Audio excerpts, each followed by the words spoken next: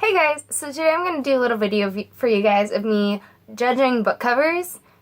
I am honestly very judgmental when it comes to book covers. Like, it can determine whether I buy or don't buy a book, or whether I buy a hardcover or a paperback, because honestly, if I don't like a book cover, I will easily remove the cover from a hardcover book and just like hide it somewhere, and just so I don't have to see the cover. But also as well, like, if I absolutely love a book cover, there's a chance I will just automatically buy it. So we're gonna do not all of my books, but certain ones I've picked out, and we are going to judge them based on how they look. And some of them I own the European editions, so I'm personally probably gonna compare them because I have opinions based on them, and I've already shared one of my opinions with you guys on one of these books, which I'm gonna bring up again, which is actually the first one on this list, which is Throne of Glass by Sarah J. Maas. So, like I said, I love Sarah J. Maas's writing, and I mean, I love this cover. I love the American edition. It looks so pretty, and I love, like, the front of this cover truly does explain the book. Like, it's got Selena on the front, or Selena's, I forgot how to pronounce her name. Yeah, Selena on the front, and she's got two swords in her hand, and she looks like a total badass. But at the same time, I absolutely love the European edition. And I mean, front and back, they are both the same, but at the same time, they're different. Because this is like a purple background, meaning the flames are a purplish blue. And this is a white background, and it's awesome because you have her surrounded by this blue aura, which I absolutely love, and I feel like it more resembles Selena, is the blue aura, than the purple one.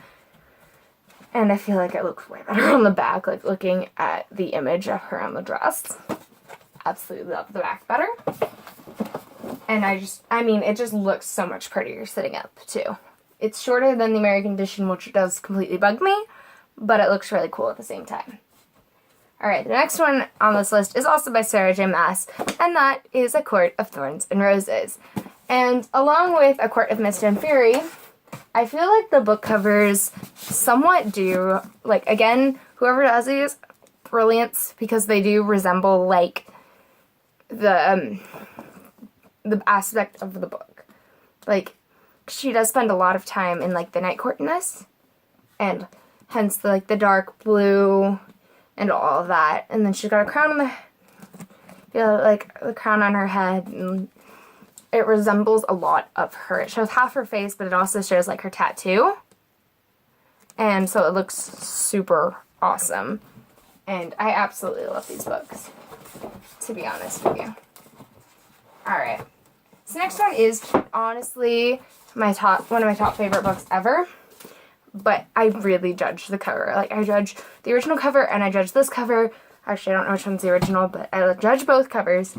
And that is Living Dead Girl by Elizabeth Scott. So, the other cover literally has a pink bow on it. Completely judge it. And this one, it has more of a resemblance to the book aspect, but both of them don't even compare. Like, this one more resembles the dress that gosh knows, I can't even remember his name, but he constantly makes Alice wear. And so it kind of makes sense. But the other one is like, it is a pink bow. The pink bow don't even resemble the book. Guys, get your life together. Figure yourself out. Alright, so another one was one of my top anticipated releases of this year, which is The Glittering Court by Rochelle Mead. And I feel like this does drift away from, like, her other young adult books with the covers, because the covers just simply have a girl's face on it, which I absolutely love Rochelle Mead's writing. Brilliant. This cover does not represent at all what any of these books are like. None of her Bloodlines or Vampire Academy series covers resemble it at all. As for this, I feel like it has more resemblance to the book, but at the same time, I completely am judging it. I love the idea of white roses, and because Adelaide does become a diamond of the school, it makes sense having the diamonds around her neck and the silver dress. And same with the second book with the ruby. Brilliant. But at the same time, you have a girl laying there in a bed of roses. What does that resemble? What does that explain? Again, explains absolutely nothing when I say that. Next one on my judging list is Clockwork Prince by Cassandra Clare. I can't help myself. It's been a long day. So this is the original cover for the book. And I feel like to some degree it looks completely awesome because you got the aura and you got like the shining of the different aspects of the book. And it's really brilliant because then you also show the runes throughout this, which I love. But then you've got the cover change, which I actually love because it's shiny. It's really shiny and pretty. But you've got him playing a violin and an angel at the top. And plus there's these random stickers that are like #1 best-selling series and soon to become an ABC Family original series. No, guys, I don't want these imprints on my book. I don't want it. But I actually haven't read the series yet, not fully. But I still feel like this doesn't really represent the book. At all. Not for, like, any of the Infernal Devices series. Because they're all people. I have to admit, like, the Clockwork Princess one looked really kind of cool. But they don't represent the books. And again, by Cassandra Clare, up next is the start of the Mortal Instruments series. So, I got the mass market paperback edition of the first 3 books, and I absolutely hate them. Like, there's this imprinted on my book. Again, with my imprints. They drive me nuts.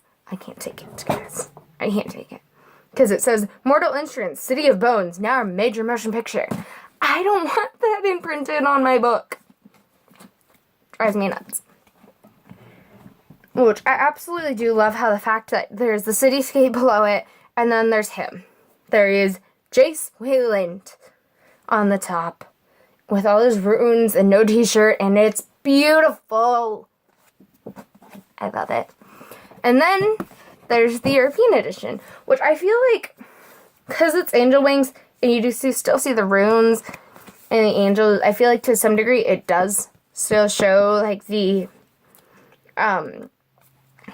it does still express the book, but not quite as well, I feel. I mean,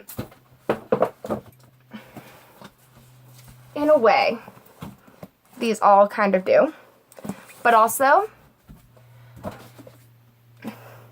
I feel like the Brooklyn Bridge really expresses this one, and all, like, the cityscapes and stuff more represent the series better than these random drawings on the side of these.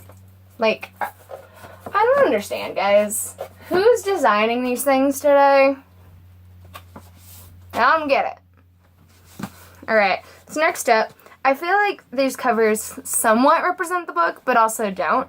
So next up is the Red Queen series by Victoria Aveyard. So it kind of makes sense. Like, the title definitely does represent the book completely. But at the same time, if you read the book, the crown makes sense, and the red, because red blood, obviously. And same with Glass Sword. I mean, besides the fact that I hate that it's printed on blue, this cover, I don't like that. But Glass Sword doesn't really, I don't feel, then again, I'm only partially way through it, but it kind of drives me nuts. And it makes sense with the silver and the red, because silver and red blood, yeah, cool. But again, I love these covers, but I really do not feel like they represent the book. Like, beautiful covers, guys. Beautiful.